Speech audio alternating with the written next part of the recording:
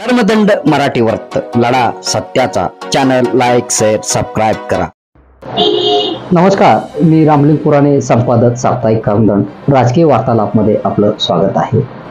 चौगुले यांची मंत्रिपदाची अपेक्षा भवनार, तालुक्यात मशाल पेटणार, दिग्गज राजकीयांची भविष्याची तयारी जाणून घेऊया या राजकीय वार्तालापमध्ये। तालुक्यातील पिढ्यानपिढ्या चालत आलेल्या प्रस्थापित राजकारण्यांना भविष्याची ओढ लागली आहे। उमरगा लोहारा मतदारसंघ अनुसूचित जाती म्हणजेच एससी राखीव असून ही चौथी टर्म आहे। येणाऱ्या काळात जनगणना झाली तर ही टर्म संपुष्टात येईल आणि पुन्हा ही जागा खुली होईल, यासाठी सर्व दिग्गज राजकीयांची आतापासूनच भविष्याची जुळवाजुळव मोर्चेबांधणी चालू असल्याची चर्चा जोमाने होत आहे।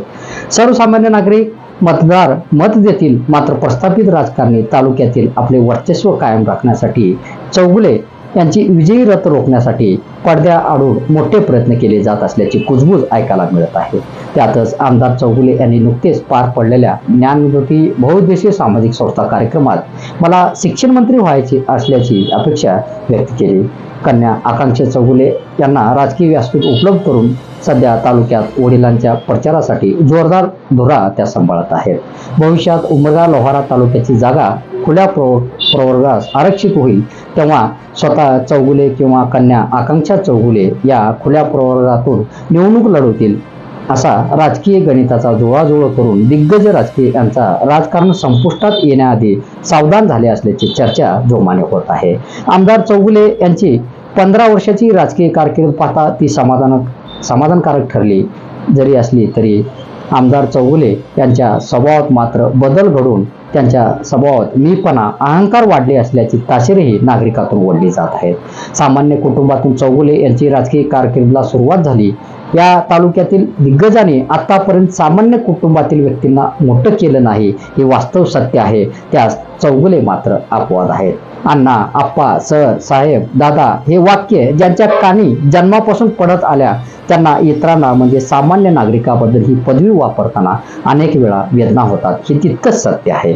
सामान्य कुटुंबातील माणूस किती मोठा जरी झाला तरी तो आदेशात राहावा, हे अट्टहास आजही या तालुक्यात टिकून ठेवली आहे। चौगुले यांच्या माध्यमातून सामान्यांना न्याय मिळेल ही अपेक्षा होती, मात्र आता चौगुले हेही त्याच माळेचे मणी निघाले अशी सूर नागरिकातून वर्तवली जात आहे। निधी आणणे, कामे करणे हे तर तुमचं कर्तव्य आहे आणि त्या पलीकडे जाऊन प्रत्येक सामान्य नागरिकांच्या मूलभूत सुविधेकडे जातीयतेने लक्ष घालणे हे तितकेच महत्त्वाचे आहे।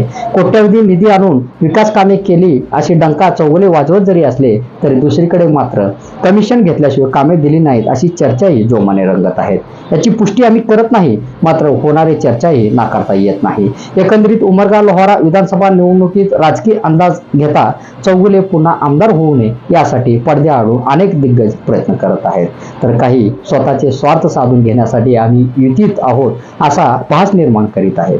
चौगुले यांनी केलेला मंत्रिपदाचा वक्तव्य ही एक त्यांची प्रामाणिक इच्छा असेल आणि साहजिकच आहे। चौथ्या टर्मचा आमदार म्हणून निवडून आल्यानंतर ही अपेक्षा बाळगणे त्यात गैर काय। फक्त एवढंच की त्यांनी ती अपेक्षा बोलून दाखवली आणि पोटशोध सुरू झाला आणि त्यांची ही अपेक्षा त्यांना भवणार आणि तालुक्यात मशाल पेटणार ही परिस्थिती आता सध्या तरी निर्माण झाली असल्याचे दिसून येते। राजकीय वार्तालापचा भाग 1 मध्ये एवढ्यावर न थांबता पुन्हा लवकरच भेटूया भाग 2 मध्ये। धन्यवाद। कर्मदंड मराठी वर्त लढा सत्याचा चॅनल लाईक शेअर सबस्क्राईब करा।